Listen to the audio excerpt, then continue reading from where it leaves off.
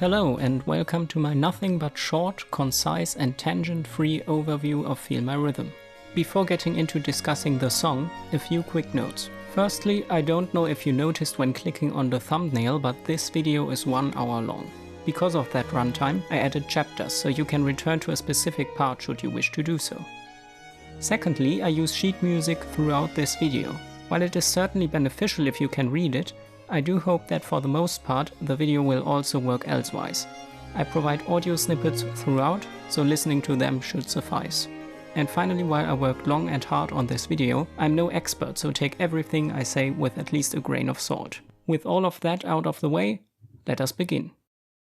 This is the teaser Red Velvet released for their Revel Festival 2022 mini-album in early March of said year.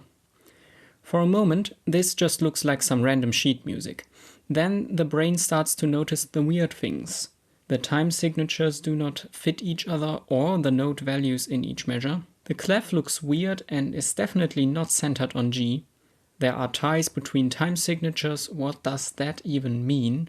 But one might also notice that apart from questionable time signatures that really just represent dates and a cute Red Velvet logo clef, the sheet music displays a well-known Baroque piece of music by Johann Sebastian Bach, often referred to as air on the G string.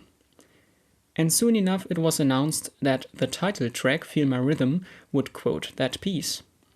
Red Velvet fans immediately started to flood popular recordings of that piece on YouTube, congratulating Bach on his new and surely greatest achievement of having a collab with the far more prestigious K-pop group. Jokes aside, if even one person discovered music they enjoyed through this, I see all of this as an absolute win. As for me, I was somewhat apprehensive about the idea of using Bach's piece in a pop song. Yet upon release, Feel My Rhythm quickly became one of my favorite K-pop songs of all time, and I also regard it as the most successful inclusion of Western classical art music in K-pop. In this video I hope to explain what is going on in Feel My Rhythm, mostly from a perspective of what is happening to Bach's air, and why I like this song so much.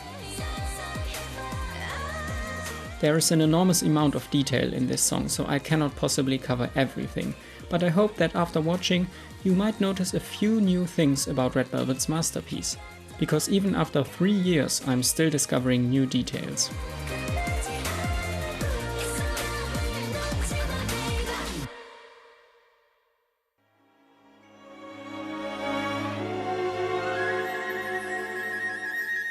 Quoting classical music is no revolutionary new idea, though Feel My Rhythm likely helped to rekindle the trend in K-pop. Reactor K have a playlist of over 80 K-pop songs that use a classical piece, some even more than one.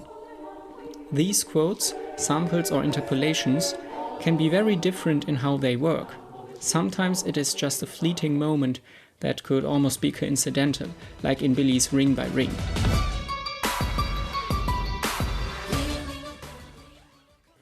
Other times, large parts of a song are based on the original piece, like in TVXQ's Rebel.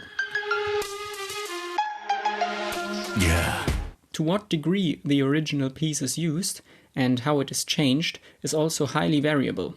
For example, Red Velvet's Bye Bye uses a first few notes similar to Beethoven's Für Elise, before veering off in a more chromatic direction. On the other hand, NCT's Golden Age quotes the entire first part of the 8th Sonata second movement, pretty much note for note. Quoting classical music is not K-pop specific. Classical music itself has many instances of utilizing existing pieces. As with our K-pop cases, it might be just a fleeting quote, even a parody in some cases, but it can also be expansive variations over one theme. In any case, enjoyment of the resulting piece is not guaranteed by the quality of the original piece.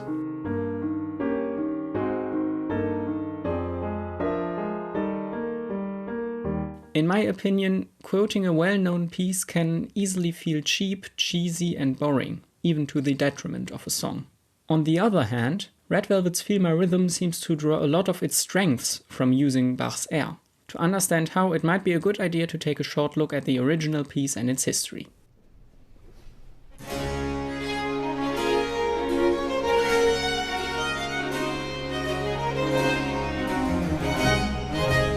Johann Sebastian Bach was born on the 31st of March 1685. The 21st of March is also quoted as his birthday as well. One date refers to the Gregorian, one to the Julian calendar. So it is probably not a coincidence that Feel My Rhythm was released on March 21st. Several members of the Bach family were composers, but whenever I use the name Bach in this video, it will refer to the Johann Sebastian Bach. While the term classical music is usually used to encompass all of Western art music, Bach is more specifically part of what we call the Baroque period, so earlier than the proper classical period with the likes of Haydn, Mozart and so on. Over the course of his life, Bach finished over 1,000 pieces that we still know of. A single piece can be anywhere from just a minute to several hours long. Among the most well-known of Bach's work today is his Orchestral Suite No. 3 in D major, Bach Werkeverzeichnis 1068. The earliest transcription we have of this composition dates to somewhere around 1730, so this piece is around 300 years old. The name is not the most catchy thing ever, so let's try to understand the meaning of Orchestral Suite No. 3 in D major. The first indicator as to the potential character of the piece is the key, D major, which is sometimes referred to as the key of glory. The favorite key of Baroque trumpets, it is often connected with grandiose, majestic and celebratory music.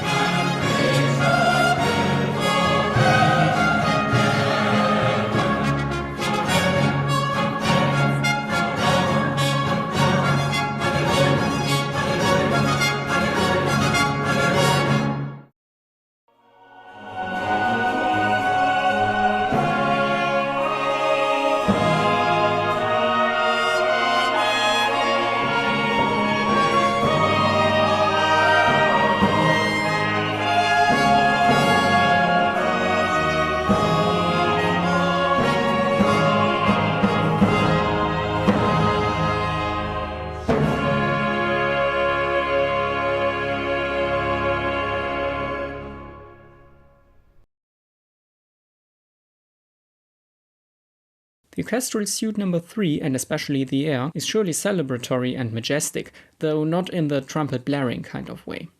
When our modern brain hears orchestral, we might think of something like this.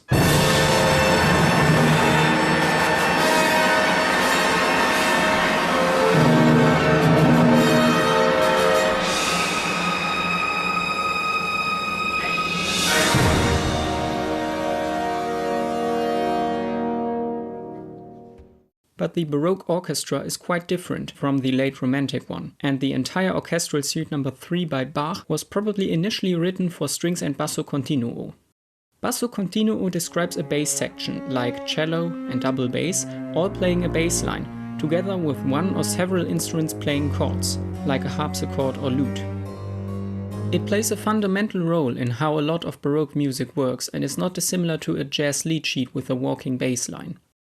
For some more info on Basso Continuo, check out the link in the description to a video by the Netherlands Bach Society. A Baroque suite consists of several dance pieces, usually in the same key. Pieces with a slower, more serious character, which stem from more processional dances, are contrasted with livelier pieces that stem from energetic fast dances. Bach's Orchestral Suite No. 3, so the third of 4 orchestral suites he wrote, starts out with an overture, which is typical for the Baroque period. Its movements are not so typical. We get an air, a gavotte,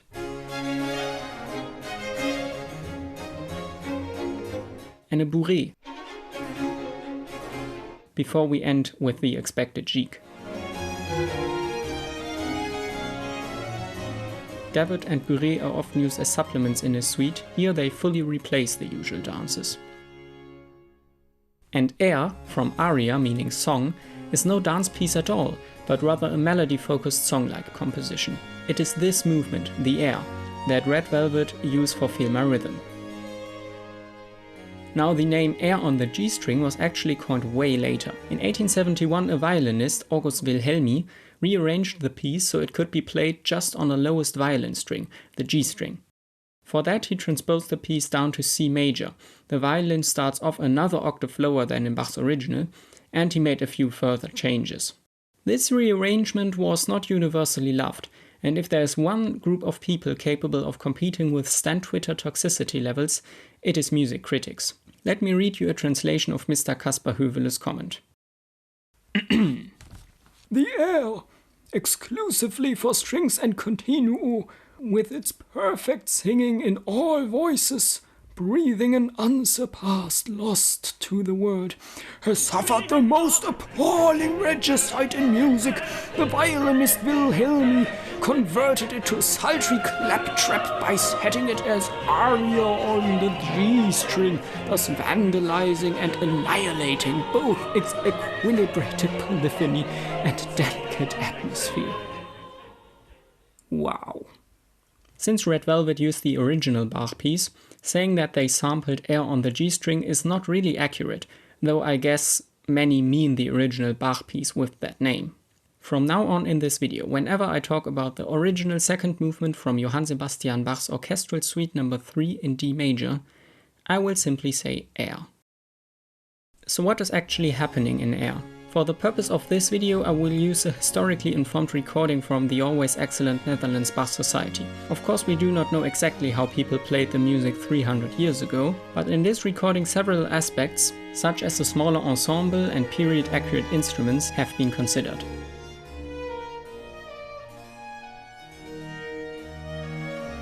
Whenever I want to show specific details, I will also use a MuseScore transcription I made of the piece. That gives me more freedom to play around with the sound, but it will obviously not sound as good as a real performance.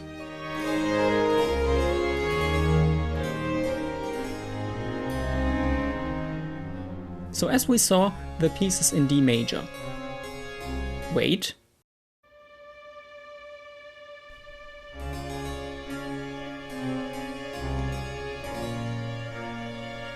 Hey, that isn't D major, that's D flat major. Are they playing it wrong? Can't they read sheet music? Well, back in Baroque days, people had not yet agreed on 440 Hz as a tuning standard for A4. Tuning differed wildly back then, often being lower, sometimes higher than our modern standard. Today, Baroque tuning is usually considered a semitone lower than our modern tuning, so 415 Hz. The Netherlands Bach Society has a video on all the implications of that, linked below as usual. So this piece in D major, tuned to A equals 415 Hz, sounds to our modern 440 Hz accustomed ears like D flat major.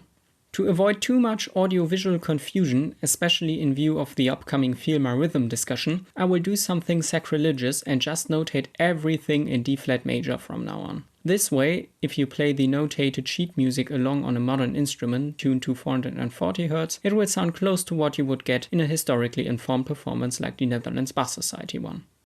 The overall form of air is a typical AABB, so an A section that starts on the tonic, our home key, and towards the end moves to the key of the dominant. We then get a repetition. The B section explores some more tonal areas before returning to a solid tonic, and it is repeated as well. The tempo is pretty slow. The recording I use here is somewhere around 34 BPM. Some recordings are much slower at around 25 BPM. Rhythmically, air feels very stable in common meter or 4/4 with a constant bass motion. The bass line's melodic pattern is simple, 8th notes with an octave jump, followed by a stepwise motion that creates a gentle, almost rocking feeling.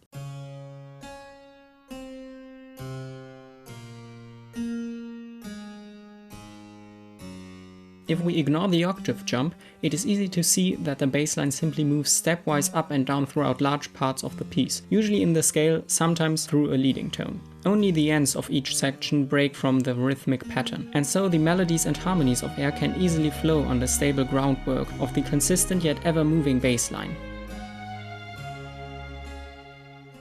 One of the most memorable elements of the piece is the long-held violin note at the beginning.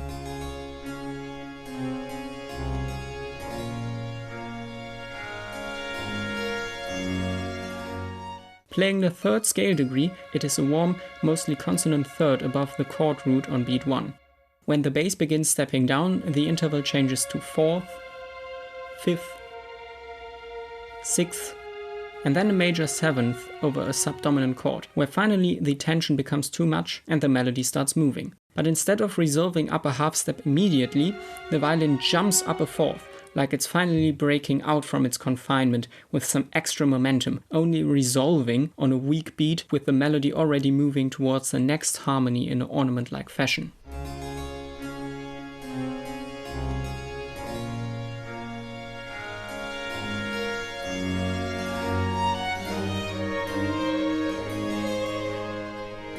Meanwhile, the second violin line has held the tonic note, which already rubs with the bass on beat 2.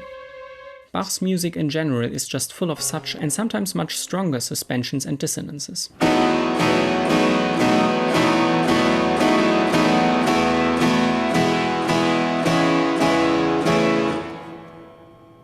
The ornament-like melody in our first voice is later echoed throughout the middle voices. The different parts are all active, each has its own melody that makes sense by itself, and their interplay leads to beautiful suspensions and releases.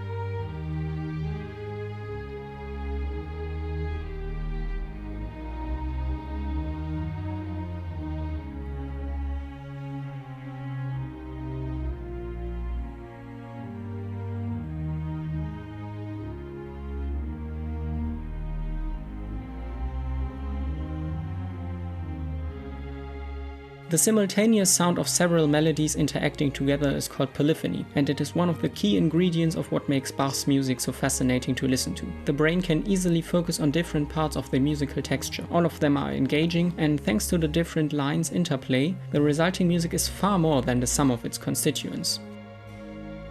Coming back to our harmony in the second bar, our bass turns around, moving up chromatically, so we get a secondary dominant chord in first inversion, moving back to our dominant chord. The bass stepping down gives us a dominant 7th chord, strongly pointing us back to a tonic in first inversion. Instead, we get what is probably the juiciest chord of the entire A section.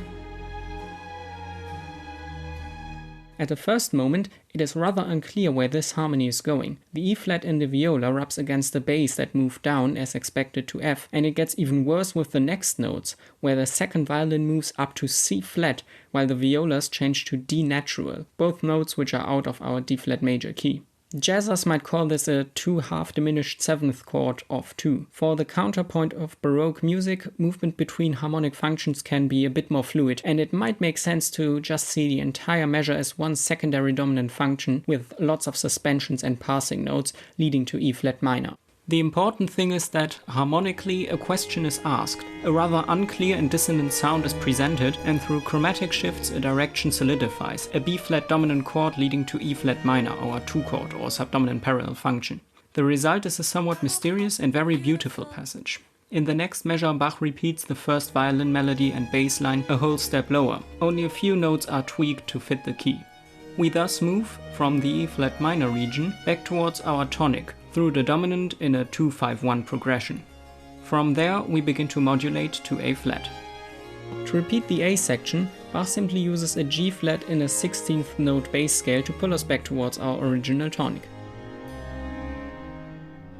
That line is omitted for transition to the B section. The B section is perhaps a bit darker, a bit more brooding than the A section. The beginning is very reminiscent of an earlier part of the A section with movement towards E flat minor, before settling towards B flat minor, the relative minor key of D flat major. From there, tonicizing many tonal areas on our way, we get back towards our original key at the end of the piece.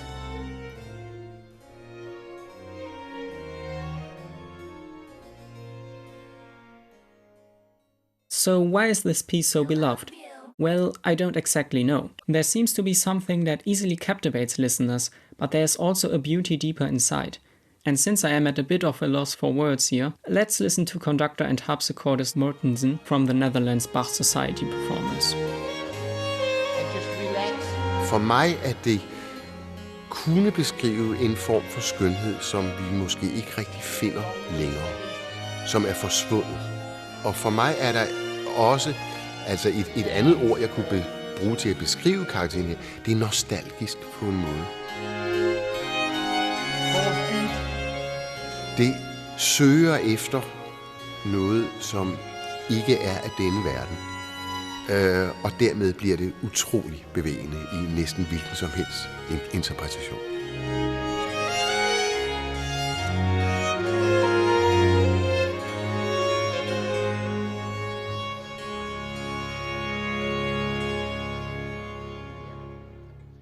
This out-of-this-world beauty and nostalgia, coupled with a certain sense of solemnity, could well be why you humans like to play air both at weddings Wendy, just one chance, please.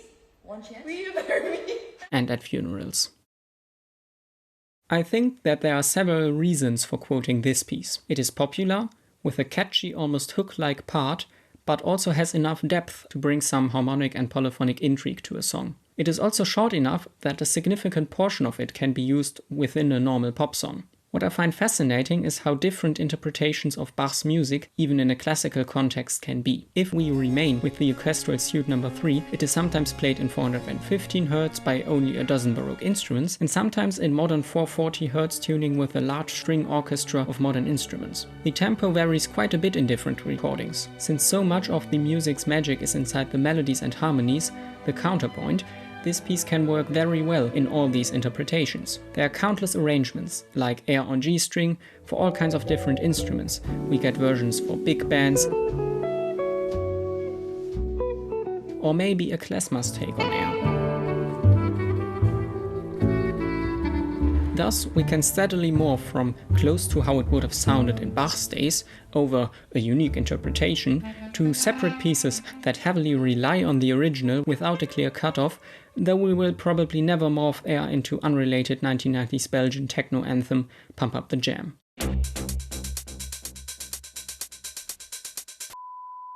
And now it is finally time to look at Feel My Rhythm. So let's just play the song and only stop it once there is something to discuss.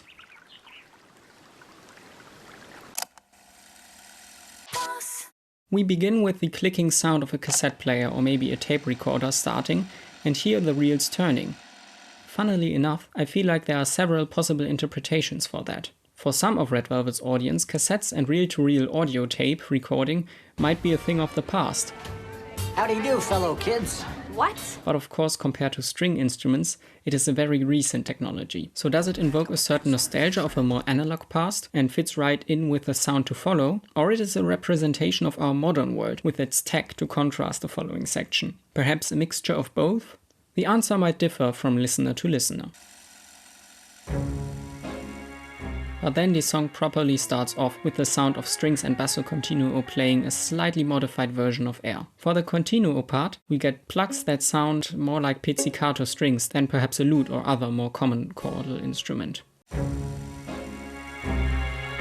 Later on in the intro, we also get what sounds like a harpsichord and maybe a lute. The overall sound is very filtered, even somewhat artificial, especially the string timbre and articulation, as well as the reverby vocals floating on top.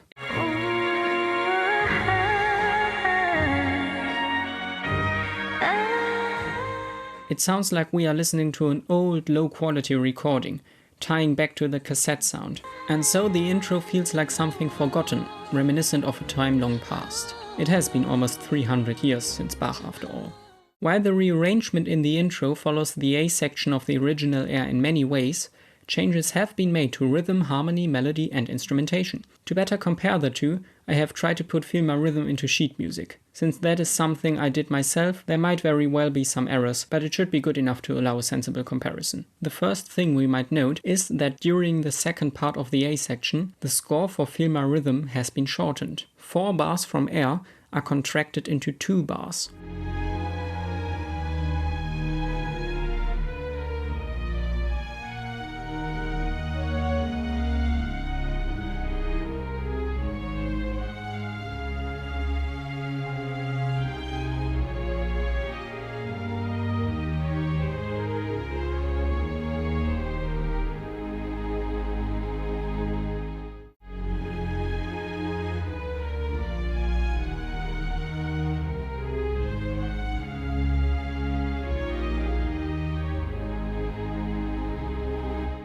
That way, we more closely follow typical pop song phrases with 4 or 8 bar long hypermeasures. The shortening also affects melodies and harmonies. The melodies are simplified and have notes cut from them, which is also quite audible in the score.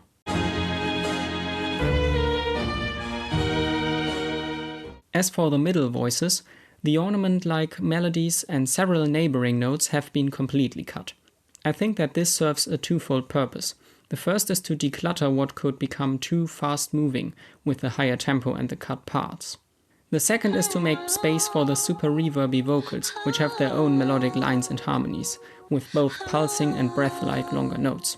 While most harmonic functions are kept, the harmonic rhythm is increased and we cut a lot of material towards the final 2 bars. The original air has time to change key with a proper consolidation cadence. In FMR rhythm, I personally do not feel a modulation towards our dominant key anymore, only a simple double dominant chord moving through. That way, the song can transition back into a D-flat section more easily. The Continuo part has also been changed. Right from the beginning, the higher plucks play some different notes than expected. For example, we get an early 7th. Overall, these plucks are so quiet and noisy that I do not really hear different chord functions because of them. It is only like some color being added into our texture. A more obvious change happens to the rhythm. The plucks hit on offbeats, and while the original bass had the elegant leap and stepwise motion,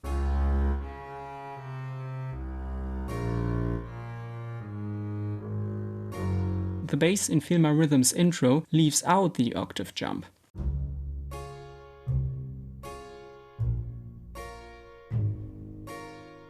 Together with the plucks of the Continuo, this gives a more rustic feel, and with the faster harmonic rhythm, this also changes the meter for me.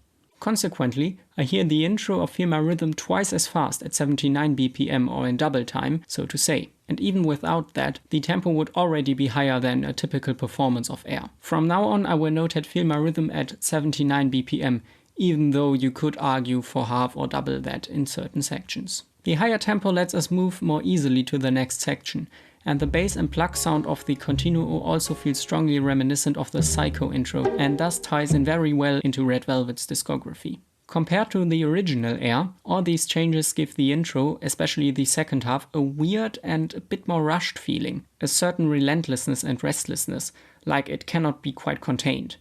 And I am glad about that. While the intro loses some of the original elegance and beauty of air, I do not believe one could transition from the original Bach piece into what is coming next satisfyingly. It would feel forced, wrong, sacrilegious. This way, while clearly inspired by the original, we get a derivative of air that eases us towards further changes to come. Finally, the intro winds down, as though our record player has been cut off. And just a side note, at the same time we get one of the best hidden producer tags I ever noticed, starting on 3 end. Well, knowing Red Velvet, we will get nothing but a smooth transition.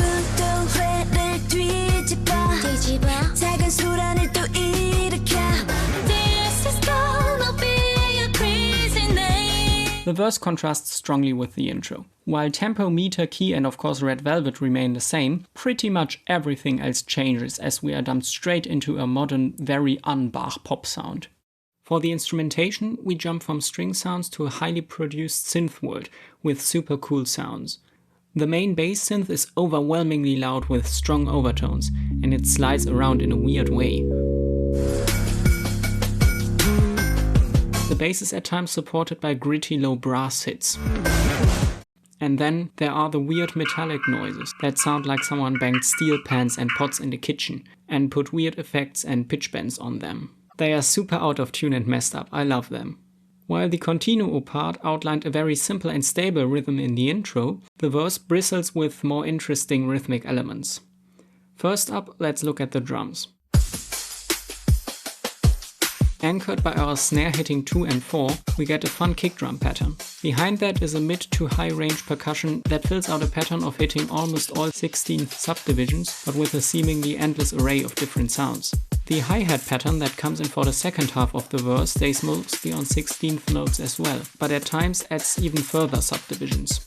The metallic clangs on every 8th note function as percussion too, with a weird stutter in the 4th measure. Against all this percussion, the bass moves in some unexpected rhythms. And on top of all that, the vocals change from the dreamy, floating, reverby legato lines of the intro to much more staccato, fast and punchy lines, with some strong rhythms in the verse. Where before we had a moving harmonic progression, we are now droning away on our tonic note. And then we get that flat 2-1 movement with brass hits, a sound that one would not expect from the Baroque era. In K-pop, on the other hand, flat 2 is a common sound.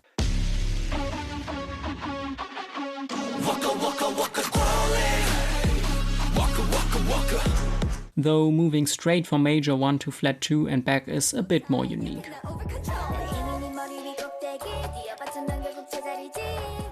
The vocal melodies in the verse hit the Mixolydian flat 7th. This mode is a very typical pop sound, and Red Velvet have used it before. While not completely unheard of in Bach's music, it is not a typical Baroque sound. Here the Mixolydian vocal line ends on the 5th scale degree with the lower harmony ending on tonic below, while the bass drops to the 4th. That way, we get a sort of stack of fifths, which creates a really beautiful open sound, which I love.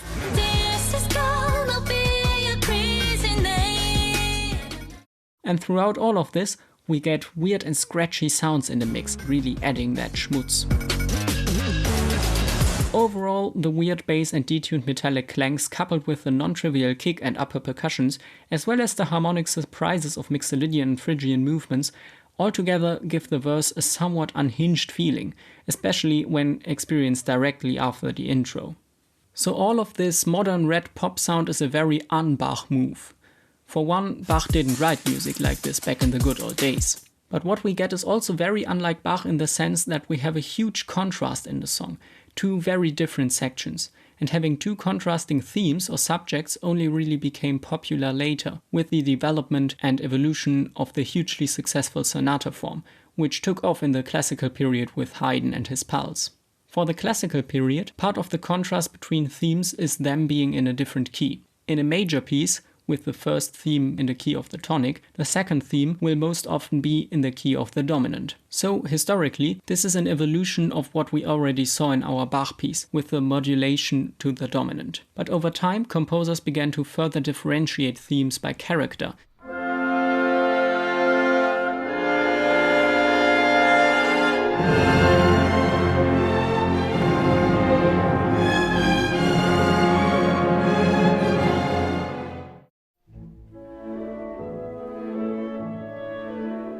Composers also began to develop, perhaps mix these themes with each other in what is called the development section.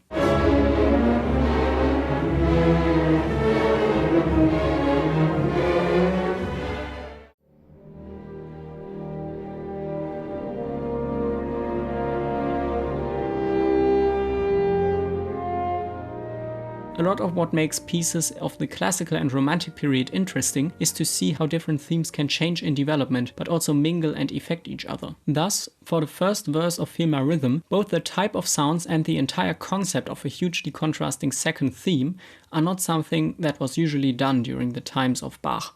But of course Red Velvet can benefit from 300 years of musical history, and combining different sounds is nothing new for them. So let's see how they develop these ideas. For the pre-chorus, Bach starts to seep back into the song with the strings and melodic line over jazzy chords, but we will return to that in more detail later, because I want to discuss the chorus first.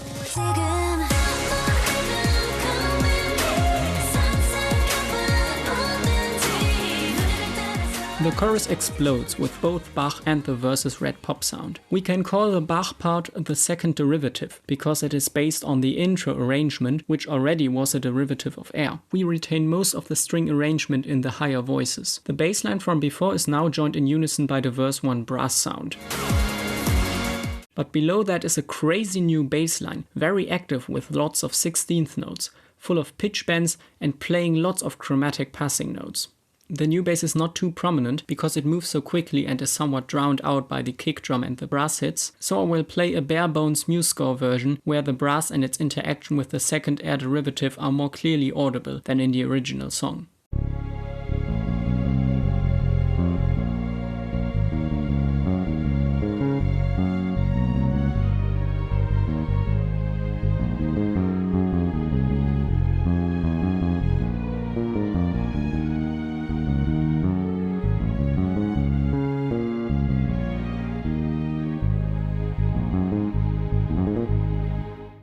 In the vocal arrangement, more extensions are added to the chords, and together with the new bass, they begin pushing us towards a jazzy 2-5-1 sound. For example, the brass in the first to second measures moves C, F, B flat, a typical 2-5-1. That is partially backed up by the vocals, but because of the prominent strings, which retain their notes from air, I still mostly hear the original Bach chords, just with lots of suspensions and crunch. One very obvious change, however, is the B double flat note we get towards the end of the chorus. With the G flat in the bass and the D flat above, that makes a minor 4 chord, but the melody and bass moving to A flat after that makes it sound more like a suspended dominant chord to me. And I think there's a quite F flat to E flat voice in there, so basically we get a G flat minor 7 to A flat 7 sus 4.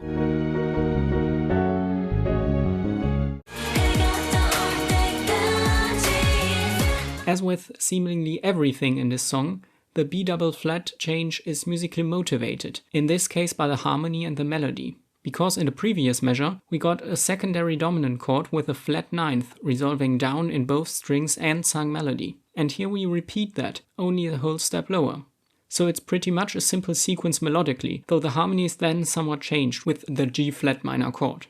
Going back to the original air, Bach used a similar sequence, but reduced the harmonic bite by not flattening the ninth. Feel My Rhythm, of course, has no such qualms.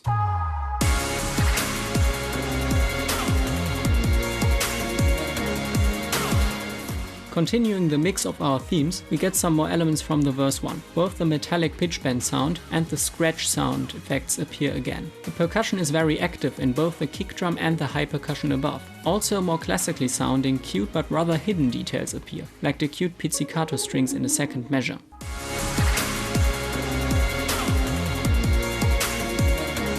And on top of all this instrumental, we get a full Red Velvet style arrangement of vocals that add a completely new melody that beautifully interacts with the Bach derivative. I love how that interaction evolves over the chorus. In the first half, the vocals seem jubilant and free, especially since the strings are just holding a note, while the new vocal melody can move around, adding some nice rhythms for us to feel.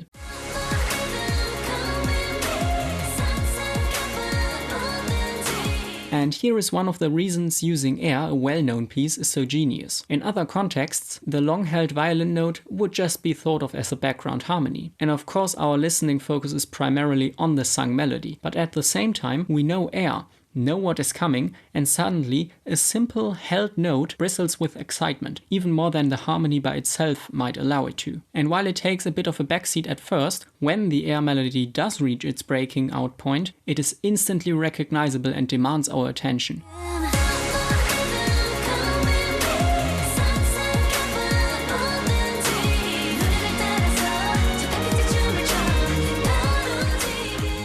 Meanwhile, the vocals take a small step back, with a small arrangement repeating a motive they had sung right before, resulting in some more rhythmic interaction. But the moment air has finished its flourish, the vocal melody launches into a line that seems to almost continue the air melody.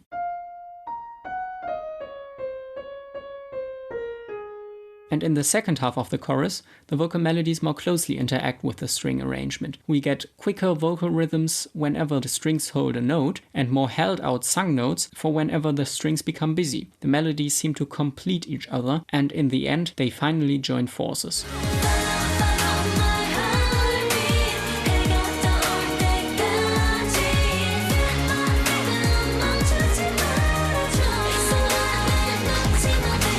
This is similar to the original air, where in measures 2 and 3 the melodies seem to take turns, and in the last measures of the A section they build in density. And then there are all the vocal harmonies. My favorite among them are the more legato Feel My Rhythm Come With Me lower harmonies that dreamily echo the faster main melody towards the beginning of the chorus. Feel my rhythm,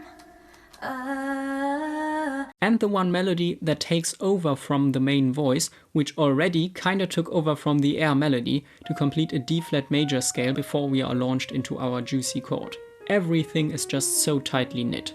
Another interesting aspect is that, since we mostly use the intro arrangement chord progression, the chorus is through composed.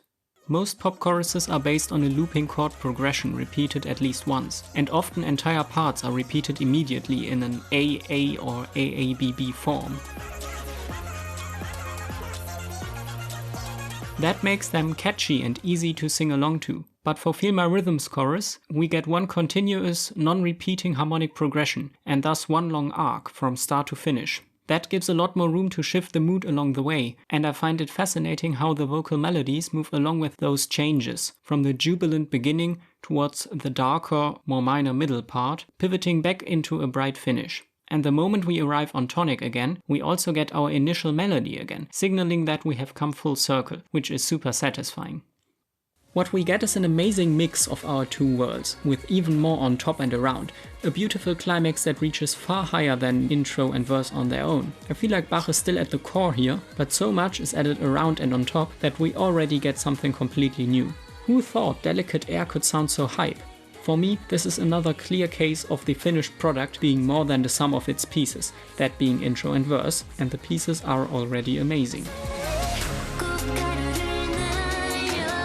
The pre-chorus, while situated before the chorus, to me is the third derivative of Bach. In the chorus, the bass and vocals begin to outline typical jazzy 2-5-1 progressions. This becomes more clear-cut in the pre-chorus, which is just full of leading tones and chromatic alterations. We start on our 1 chord, but already we have crunchy extensions with the 7th and 9th above. Then we get a 2 half-diminished 7 of our 6th chord, so a C7 flat 5. Then a 5 of our 6th chord, so an F7. The 5 chord is super spicy because we have an A flat in the high strings, so a minor 3rd, but there's also an A natural in the leading tone in one of the lower instruments. We land on tonic parallel or 6 with the 7th added, and then we get another 2-5 progression, this time leading to 4, but with even more extensions. The 2 of 4 chord, an A flat, has its 3rd lowered to make it minor, and strings add a 7th and 9th above, and someone added an 11th on top of all that in the vocal arrangement. The 5 of 4 chord is also super spicy. The C flat and E flat from the previous chord carry over to make it a D flat dominant 9th chord. I think there might be a G flat our 11th in there, and someone added a 13th in the vocals. And then, to get the ultimate craziness going, the A flat in one of the lower instruments alters to an A double flat, our flat 5 of the chord, while the perfect 5th is still sounding in the higher voices. That way, the low voice can continue chromatically from A flat through A double flat to G flat before ascending chromatically later in the pre. If I simply play this chord on piano without context, it doesn't sound too nice. But in the harmonic context of the song, with different voices and everything resolving sensibly, it sounds amazing. We then continue harmonically like the original air, 4 to 5 or 5 to 5, only that we add some more 7ths and 9ths. This is also the moment where we get a melodic motif that is clearly taken from air, and our Bach connection becomes more obvious. So overall, we are still based on the original Bach chord progression, but now we approach the first chord changes over a 2-5-1, and also have some super nice jazzy stuff going on. All of this was kind of foreshadowed in the chorus, which is funny because the pre-chorus happens first. The connection becomes more obvious with the second pre-chorus or on re-listens. As a side note, I also like how we rhythmically lead up to the chorus.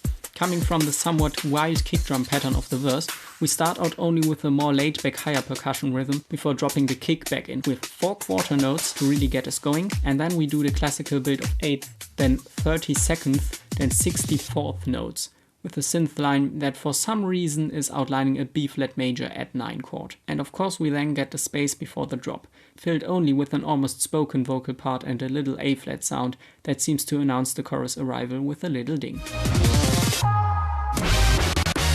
After the first chorus, we get the brief chaos of a 2-4 bar with some crazy chords flying by. The first chord is an A flat major 7. The next 3 harmonies get really spicy and I am not 100% on them, though I think I got them mostly correct. One could think of these as just colorful chords planing down chromatically, but functionally they act as dominant chords, which one could describe either via tritone substitutions as flat 2 of 2, 2, flat 2, 1, or by analyzing them purely functional as 5 of 2, 2, 5, 1 with lots of alterations. Going into tinfoil territory, The 2-5-1 movement, which evolved from Bach's air in the pre-chorus and chorus, is combined with the flat 2-1 movement from the verses, thereby further connecting our different sections and representing a complex derivative of both the Bach and the pop world. Yeah, this might be a bit far-fetched.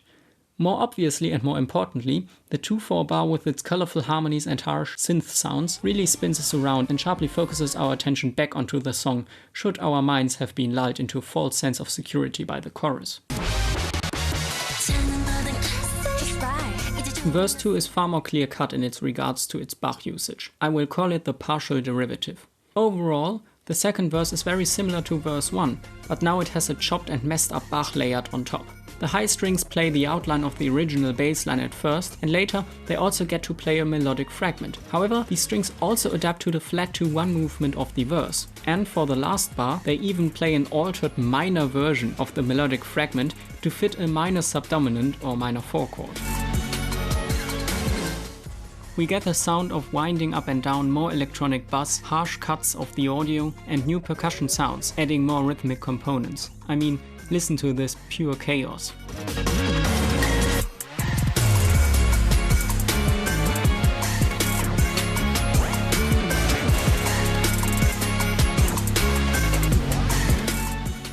And of course, this rhythmically intense second verse is perfect groundwork for the mandatory K-pop second verse rap part.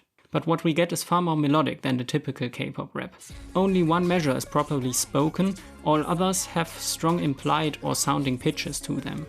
So even our rhythmic focused second verse gives us new melodic material and, while it is a lot, still carries a unique beauty.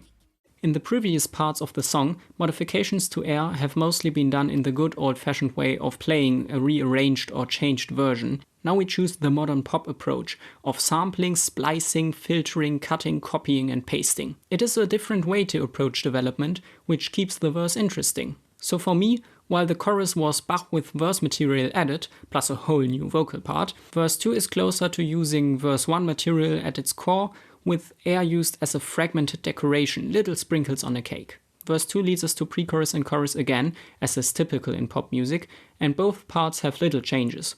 One of my favorites of those little changes is the new upper harmony Wendy sings in the pre-chorus, adding a ninth suspension on the B-flat minor chord.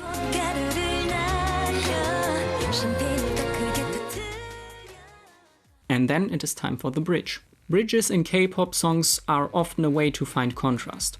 Consequently, in bright K-pop songs, and especially Red Velvet songs, they often lower the rhythmic intensity, venture further harmonically, and explore a different soundscape, like in Simsalabim, Oompa Oompa, and countless other songs. In this case, Bach has already got us covered with his B section that has remained ignored until now. We get a derivative of the original Bach B section because nothing from Bach is taken copy-paste in this song. The stepwise bass motion was pretty much given up on with the third note of this song, so it is done away with here as well.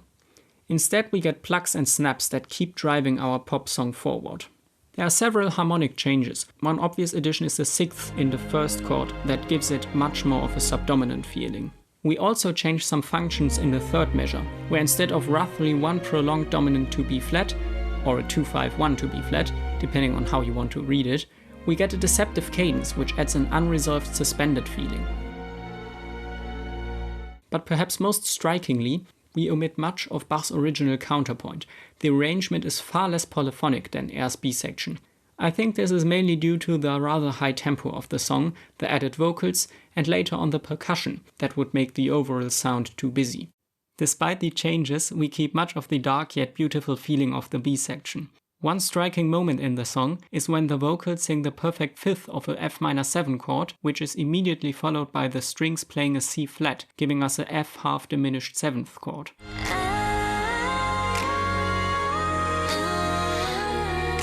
We know the half diminished chord from the intro, but here the cross relation between vocals and strings is particularly harsh and has a very tense effect.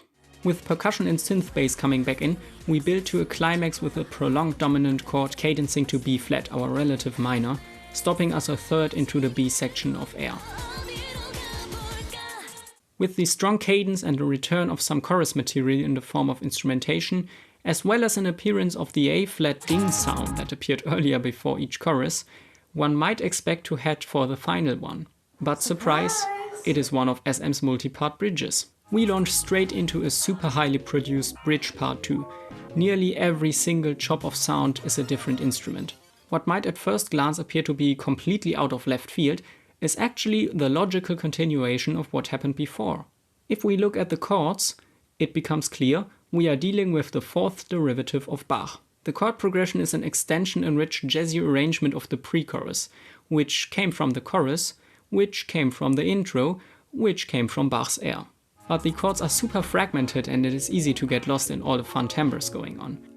The chord progression is now in D-flat again, but we cut the Bach progression short, ending on B-flat minor yet again. The vocals ascend, suddenly switching into an E-flat major chord, and this rubs mightily against the ascending bass outlining a B-flat major at 9th chord, a motion that also happened ahead of the other choruses, where it was a bit puzzling as to what its function was. Now it works kind of as a dominant chord to E-flat major, while the vocals have already arrived there early, and we get microtonally ascending plucks that spin us around even more. Even rhythmically, we are on the back foot, since the vocal line began on beat 3 and we added a 2/4 measure. Come on, 또다시 시작해, you and I.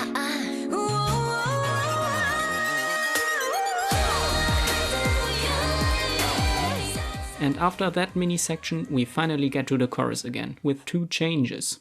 We have new vocal descants for even more polyphony, and we have changed key. This is not a modulation in the Bach sense, with preparation and an elegant transition. It works more like a fun surprise, but more importantly, at least for me, it changes 2 things. The synth bass is more clearly audible, at least to my ear, which gives the final chorus an even stronger polyphonic feel, and perhaps my favorite aspect is that the Red Velvet members now sing in a different register, and different voices shine through the mix, which gives a new and very beautiful vocal color to the final chorus.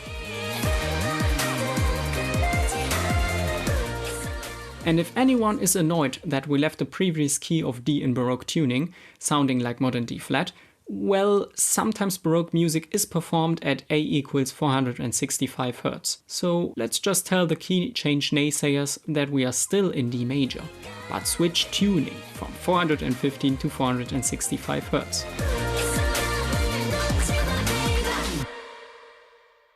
And just like that, the song is over. The abrupt ending on our new dominant chord feels like waking up from a dream. A dream festival, like Rev Festival, Rev Festival.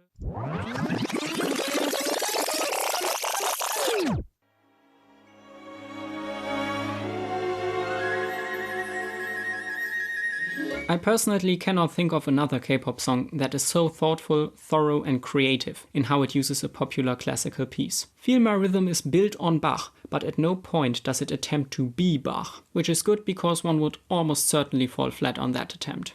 Instead, certain elements of the original Bach piece are picked that help to create a very different song, one that creates tension by juxtaposing the Baroque world and modern K-pop production, finds a way to combine both sounds to a massive chorus, and plays around with them constantly, keeping the song interesting throughout. Apart from the first verse, all parts have a connection to the original piece, but in different ways, so nothing sounds stale. The intro is closest to the A section of the air, the chorus combines it with the musically distinct verse, the pre-chorus is an extrapolation of the chorus, and the second bridge part is a modification of the pre-chorus, with each derivative getting jazzier. The first part of the bridge uses the B section and the second verse gets little sprinkles of air all over it. We benefit from Bach's harmony and to a certain extent from his counterpoint, but change other aspects and add a lot of new material. The amount of musically distinct layers in this song is staggering. At no point do I feel like I'd rather listen to the original air or the other way around.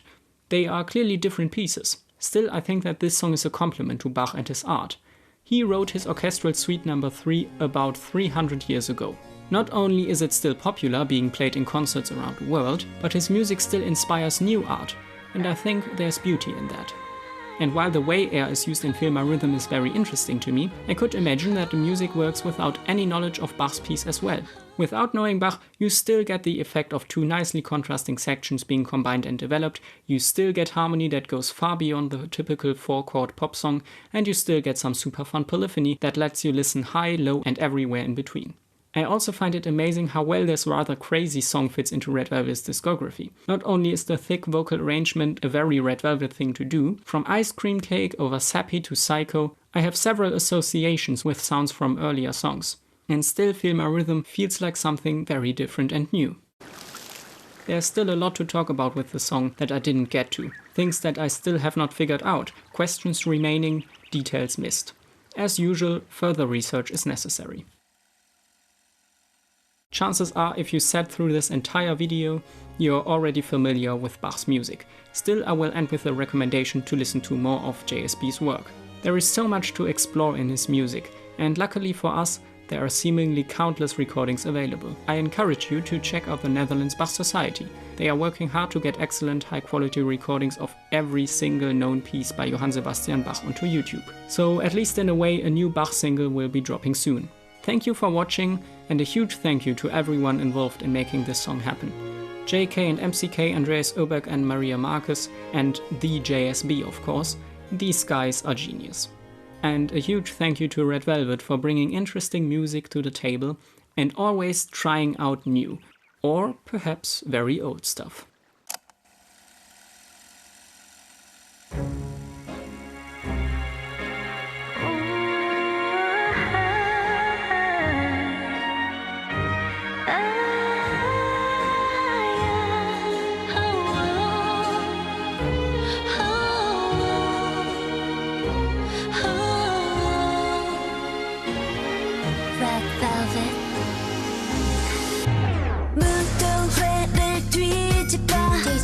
작은 소란을 또 일으켜 This is gonna be a crazy night 등장부터 인사까지 파격적이게 우리 살짝 놀아볼까 솔직하게 baby 지금부터 시작해보자 Feel my vibe 꽃가루를 날려 폭죽을 더 크게 터뜨려 우리로만 다 편견을